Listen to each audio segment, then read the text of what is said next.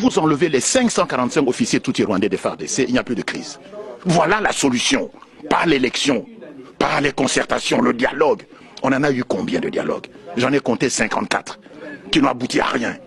Donc, la MONUSCO et l'ONU et la communauté internationale admettraient pendant une seconde que la crise congolaise est de type ethnique, qu'il n'y a pas de Tutsi rwandais. Pour ceux qui connaissent un peu l'histoire, c'est une insulte. Il n'y a pas de Tutsi congolais, bon Dieu.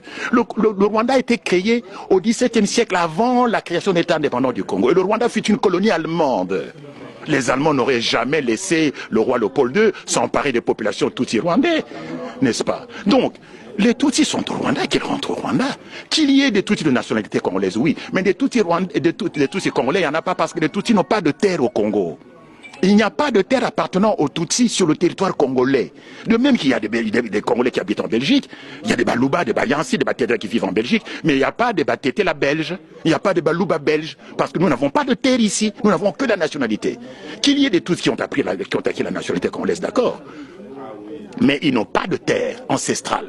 Nous avons la liste, qui se trouve ici d'ailleurs au musée de Tervuren, de toutes les ethnies bantous qui ont cédé leur terre au roi Léopold II pour constituer l'État indépendant du Congo. Parce que l'État indépendant du Congo, l'EIC, contrairement aux autres pays africains, a été créé par fusion de terres, par addition de terres, appartenant à une quinzaine de royaumes et d'empires et à quelques centaines de communautés traditionnelles africaines bantous.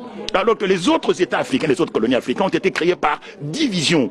Nous, c'est par fusion, par addition des terres. Et quand vous regardez les gens dont on a additionné les terres, il n'y a pas de terre de Bami Tutsi rwandais. Il n'y en a pas.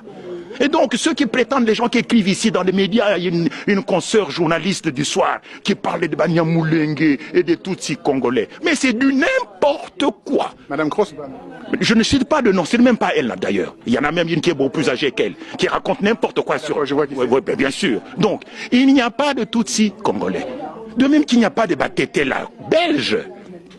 Donc, la guerre du Congo vient du fait que les Tutsis veulent créer au Congo, au dépend du territoire congolais, un Tutsi-land, un foyer national Tutsi, où ils vivraient en population majoritaire, où ils seraient plus exposés à un risque de génocide. Et ce territoire, ils veulent le prendre où? Au Kivu. C'est pour ça que le Kivu n'a pas été impliqué dans la réforme administrative. Toutes les autres provinces ont été découpées, sauf le Kivu. Et puis on nomme qui? On nomme Azarès Roubert, un Tutsi rwandais, comme ministre de la décentralisation. Tiens. Mais ça se voit comme le nez au milieu de la figure. Il y a un plan rampant de balkanisation du Congo et de la création du Tutsi-land. Et ce qui s'est passé au Kivu, où on a massacré les chefs coutumiers, c'est ce à quoi on assiste aujourd'hui avec les Kamwena Sampo, c'est le même scénario. Donc la crise congolaise est de type ethnique. Et le reconnaître, ce n'est pas faire preuve de tribalisme, c'est en finir une bonne fois pour toutes avec le mensonge et l'hypocrisie. Qu'on admette qu'il n'y a pas de Tutsi congolais, que les Tutsis du Congo, et notamment ceux de l'armée en particulier, les 545 officiers, rentrent chez eux au Rwanda, et il n'y a plus de crise au Congo.